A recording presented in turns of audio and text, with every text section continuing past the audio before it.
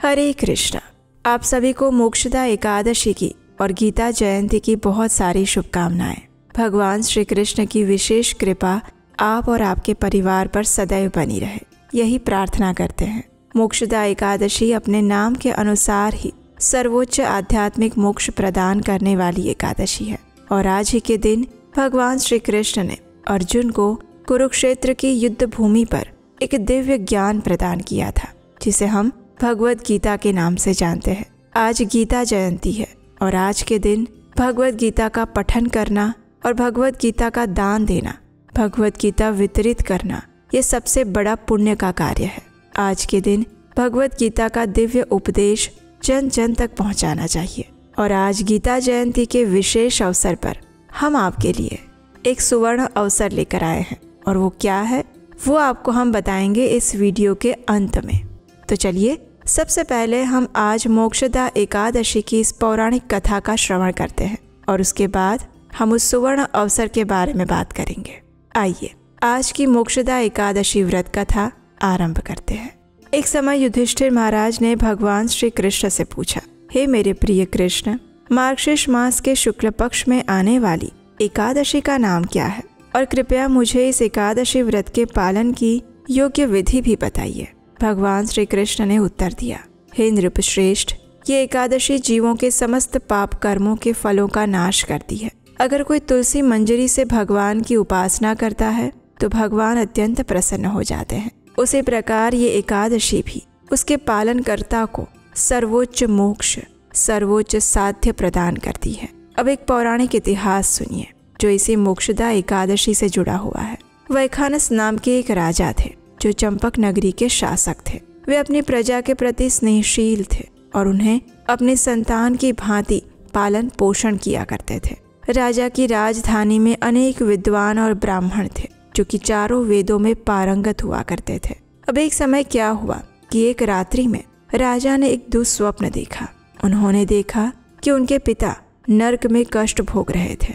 उनके पिता इस नारकीय अवस्था से अपना उद्धार करवाने के लिए रो रहे थे और ये देखकर राजा दया भाव से भर गए। अगले दिन प्रातः उठकर उन्होंने विद्वान ब्राह्मणों की सभा बुलवाई और उन सबके सामने अपने इस स्वप्न के विषय में बताया। उस समय राजा अपने जीवन, साम्राज्य, ऐश्वर्य, शक्ति और प्रभाव को पूर्णतया निरर्थक समझ रहे थे। अपने दुख की पीड़ा को बताते हुए उन्होंने निर्णय लिया था कि उनके लिए ये संपूर्ण ऐश्वर्य और साम्राज्य तब तक निरर्थक रहेगा जब तक वे अपने पिता का उद्धार न करवा दे। राजा ने अत्यंत विनम्रता पूर्वक ब्राह्मणों से अनुरोध किया, हे ब्राह्मणों, कृपया मुझे बताइए मैं किस प्रकार अपने पिता का नरक से उद्धार करवा सकता हूँ। ब्राह्मणों ने कुछ देर विचार विमर्श किया और फिर राजा से कहा, हे राजन, यहाँ के निकट ही पर्वत मुनि का आश्रम है। वे मुनि भूत, भविष्य और वर्तमान सब कुछ जानने वाले त्रिकालज्ञ हैं। कृपया अपने इस स्वप्न के विषय में उन्हें जाकर बताइए। वे आपको कुछ न कुछ उपाय अवश्य बताएंगे। ब्राह्मणों के इस सुझाव को सुनकर राजा वैखानस ब्राह्मणों और अपनी प्रजा के साथ पर्वत मुनि के आश्रम में जाते हैं। वहां जाकर राजा प्रेम और आदर पूर्वक मुनि को प्रणाम करते हैं और पर्वत मुनि भी राजा का स्वागत सत्कार करते हैं। तत्पश्चात मुनि राजा को उनके साम्राज्य के कुशल समाचार के विषय में पूछते हैं। तब राजा कहते हैं, हे ऋषिवर, आप तो त्रिकालज्ञ हैं। आपकी कृपा से सब कुछ उचित है, अच्छा है, लेकिन एक वैभवशाली राज्य होने के बाद भी मैं अत्यंत पीड़ा में हूँ, संताप में हूँ। मैं इस अवस्था में आपके चरण कमलों की शरण में आया हुआ हूँ। इतना कहकर राजा अपने उस स्वप्न के विषय में मुनि से कहते हैं और वे अपने पिता का उद्धार नरक से किस प्रकार करवा सके इस विषय में जिज्ञासा प्रकट करते हैं। राजा की संपूर्ण बात सुनकर पर्वत मुनि कुछ देर तक ध्यान मग्न हो जाते हैं और कुछ समय बाद अपने नेत्र खोलकर राजा से कहते हैं, हे मेरे प्रिय राजा, आपके पिता पिछले जन्म में कुछ भयंकर अपराध कर चुके थे। उसी पाप कर्म के कारण उन्हें इस समय नरक की योनि प्राप्त हुई है। उन्होंने अपनी पत्नी के साथ मासिक धर्म के दौरान बलपूर्वक दुर्व्यवहार किया था और इसी पाप के कारण आज वे नरक में इस पीड़ा को भुगत रहे हैं। उन्हें इस नरक की यातना से मुक्ति दिलाने का एक ही उपाय है। आपको अपने परिवार और प्रजा के साथ मिलकर मार्गशीर्ष मास के शुक्ल पक्ष में आने वाली मोक्षदा एकादशी व्रत का पालन करना चाहिए। उस दिन निर्जल उपवास रखते हुए अगले दिन इस एकादशी का पारण करते हुए अपने इस एकादशी के पुण्य फल को अगर आप अपने पिता को समर्पित कर देते हैं तो ऐसा करने से अवश्य ही आपके इस एकादशी पुण्य के प्रभाव से आपके पिता नारकीय जीवन से मुक्त हो पाएंगे। पर्वत मुनि के इन वचनों को सुनकर राजा अत्यंत प्रसन्न हुए। उन्होंने ऋषि को प्रणाम किया, उनके प्रति अपनी कृतज्ञता व्यक्त की और फिर लौटकर वे अपने राजमहल में आ गए। जब मोक्षदा एकादशी आई तो राजा ने अपनी पत्नी, संतानों और समस्त सेवकों और प्रजा के साथ मिलकर इस मोक्षदा एकादशी व्रत का पालन किया और अगले दिन उसका पारण करते हुए इस एकादशी का समस्त पुण्य फल अपने पीड़ित पिता को अर्पित कर दिया। इस पुण्य के फल स्वरूप उनके पिता मुक्त हो गए। उन्होंने अपने पुत्र को आशीर्वाद दिया। आकाश से पुष्प वर्षा होने लगी और राजा के पिता नर्क लोक से स्वर्ग लोक की ओर गमन करने लगे। इस प्रकार मोक्षदा एकादशी का पालन करके राजा वैखानस ने अपने पिता को नर्क की यातना से मुक्ति दिलाई और उनका यश चारों लोकों में फैल गया। इस कथा का समापन करते हुए भगवान श्री कृष्ण ने कहा, हे युधिष्ठिर महाराज, जो भी मनुष्य इस मोक्षदा एकादशी का विधिवत पालन करता है वो निश्चित रूप से समस्त पाप कर्मों के फल से मुक्त हो जाता है और जो इस कथा का श्रवण मात्र भी करता है उसे भी अश्वमेघ यज्ञ करने का पुण्य फल प्राप्त होता है। तो ये थी आज की मोक्षदा एकादशी की पौराणिक कथा। चलिए अब एक सुवर्ण अवसर के बारे में बात करते हैं। और हाँ, अगर आप हमारे इस वैदिक ज्ञान के प्रचार कार्य की सराहना करते हैं और इस कार्य में अपना योगदान देना चाहते हैं तो स्क्रीन पर नंबर दिया गया है, वहाँ आप हमें आर्थिक रूप से अपनी सहायता भेजकर भी हमारा उत्साह बढ़ा सकते हैं। तो मिलते हैं आत्मसात 2.0 में। क्या आपको नहीं पता आत्मसात क्या है? आत्मसात 18 सेशन का भगवत गीता ऑनलाइन कोर्स है जो कि हम सिर्फ महिलाओं के लिए करवाते हैं और ये हम दोबारा करने जा रहे हैं। फिर तो आपको ये भी नहीं पता होगा कि इस आत्मसात कोर्स में हम भगवत गीता के साथ साथ भगवत गीता की टीचिंग्स को प्रैक्टिकली अपने लाइफ के साथ कैसे कनेक्ट कर सकते हैं उसके बारे में भी डिस्कस करने जा रहे हैं। अगर अभी तक नहीं किया है तो जल्दी से रजिस्टर करिए, सीट्स लिमिटेड है और सारी इन्फॉर्मेशन डिटेल में डिस्क्रिप्शन बॉक्स में दी गई है। हम मिल रहे हैं शनिवार शाम 5 बजे 6 दिसंबर 2025 को। So register yourself, register your friends also. तो क्यों ना इस नए साल पर एक नया तोहफा दिया जाए अपने आप को भगवत गीता के एज इट इज ज्ञान के साथ। Register yourself.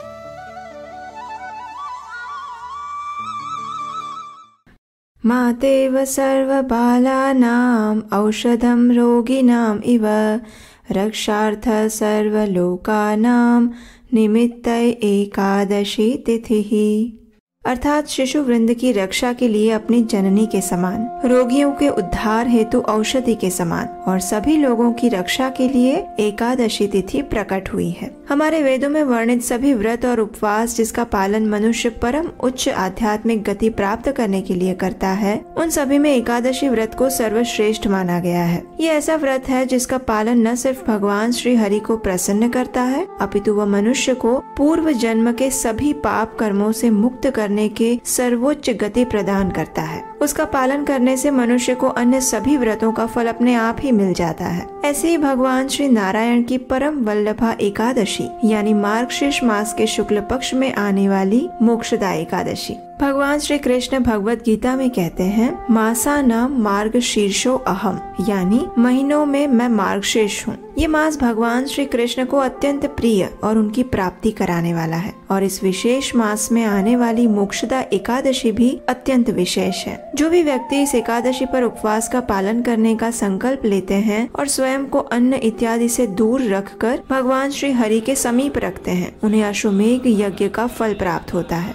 तो चलिए आज इसी मोक्षदा एकादशी के उपलक्ष्य में हम एक पौराणिक कथा का श्रवण करते हैं। अनेक समय पूर्व कांपिल्य नगर में वीरबाहु नामक एक महान राजा राज्य करते थे। वे परम सत्यवादी, इंद्रियों पर विजय प्राप्त करने वाले, ब्रह्म ज्ञानी और भगवान श्री हरि के परम भक्त थे। उनका स्वभाव अत्यंत दयालु था और वे सदैव वैष्णवों की सेवा हेतु तत्पर रहते थे। ऐसे दानी, विद्वान, पराक्रमी, क्षमाशील और जितेंद्रिय राजा की एक पतिव्रता और सुंदर पत्नी थी। वह सरल हृदय वाली और भगवान की सेवा भक्ति में तत्पर रहने वाली थी। एक दिन महान ऋषि भारद्वाज कांपिल्य नगर में पधारे और उन्होंने राजा के महल में आकर उनका आतिथ्य सत्कार स्वीकार किया। उन्हें देखते ही राजा वीरबाहु अपने आसन से उठ गए। उन्होंने ऋषि को विधि पूर्वक अर्घ्य देकर स्वागत किया, उन्हें बैठने के लिए उचित आसन प्रदान किया और फिर उनके समक्ष हाथ जोड़कर कहने लगे, हे ब्रह्मर्षि, आज मेरा जीवन धन्य हो गया। परमात्मा भगवान विष्णु आज मुझ पर अवश्य ही अति प्रसन्न है, जिसके कारण आप जैसे महान योगी राज आज मेरे घर पधारे हैं। आपकी कृपा दृष्टि से ही आज मैं सहस्त्र कोटि पापों से मुक्त हो पाया हूँ।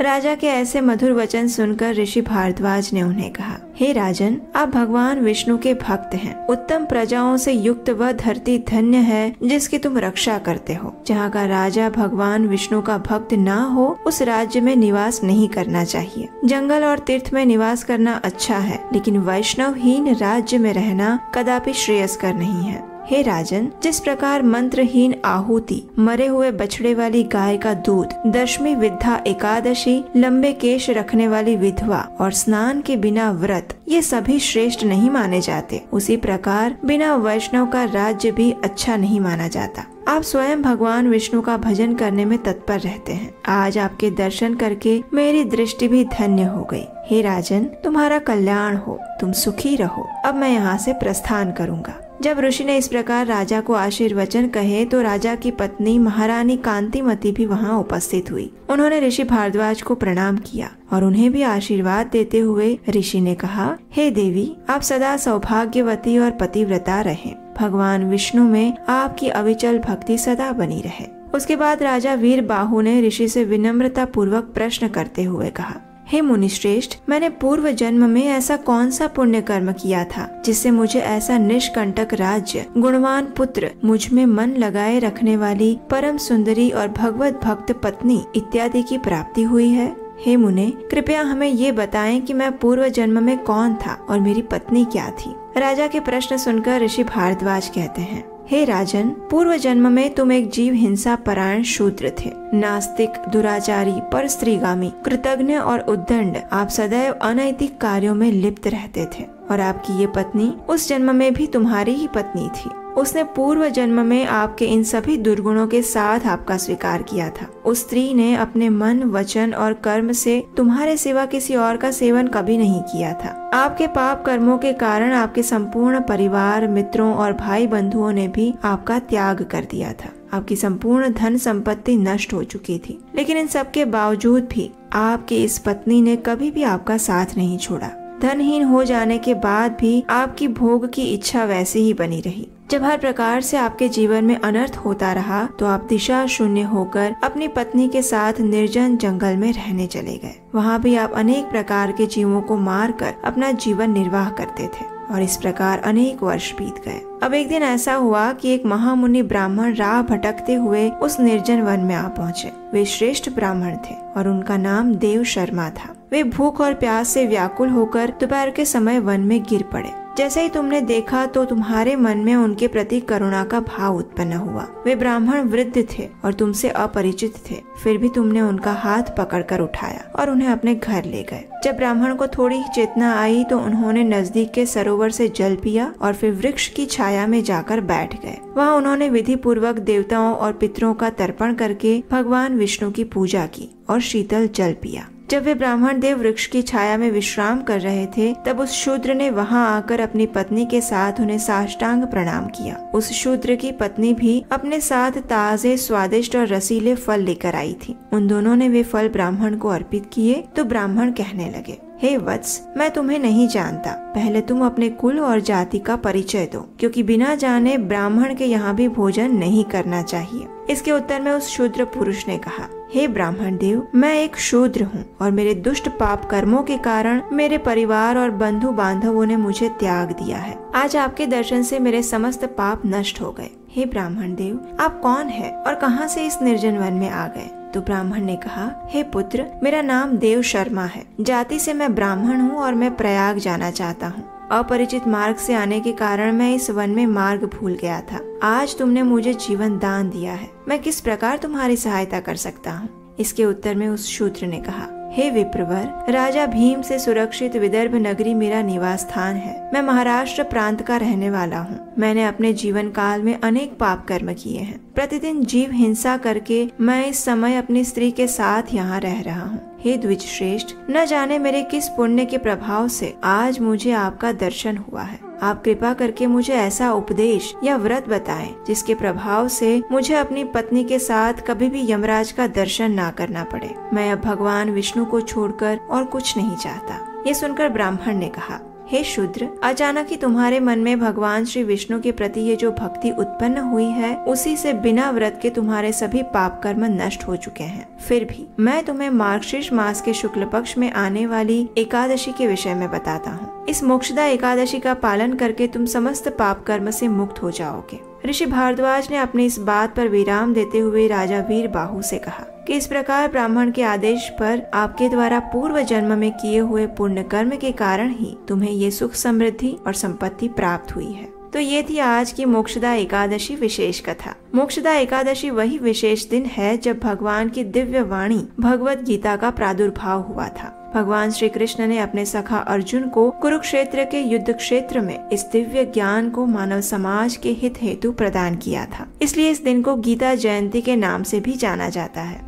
इस गीता जयंती के उपलक्ष्य में भगवत गीता का दान देना सबसे सर्वोच्च बताया गया है। तो अगर आप भगवत गीता के इस दिव्य संदेश को अन्य लोगों तक पहुंचाना चाहते हैं, भगवत गीता वितरण के लिए सहायता देना चाहते हैं या दान देना चाहते हैं, तो आप हमारी वेबसाइट गीतादान.in पर जाकर भगवत गीता के प्रचार हेतु दान दे सकते हैं। ये सेवा कार्य है, सेवा यज्ञ है, जिसके माध्यम से भगवत गीता के इस ज्ञान यज्ञ को अधिक से अधिक लोगों तक पहुंचाने में आप माध्यम बन रहे हैं।